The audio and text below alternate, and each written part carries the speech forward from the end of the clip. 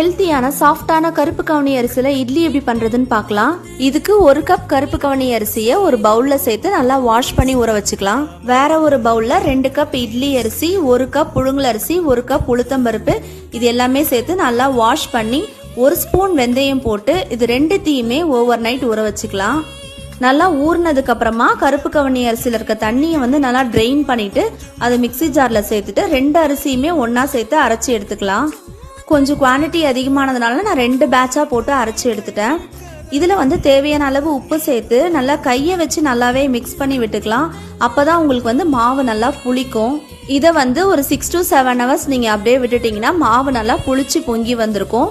நீங்க எப்பவுமே as usual idli ஊத்துற மாதிரி ஊத்திட்டு நல்லா சூடா கார சட்னியோட சர்வ் பண்ணுங்க. நான் இன்னைக்கு கார சட்னி வச்சிருந்தேன். உங்களுக்கு என்ன இதுக்கு காம்பினேஷன் பிடிக்கும்ட்டு மறக்காம கமெண்ட் செக்ஷன்ல கமெண்ட் பண்ணுங்க.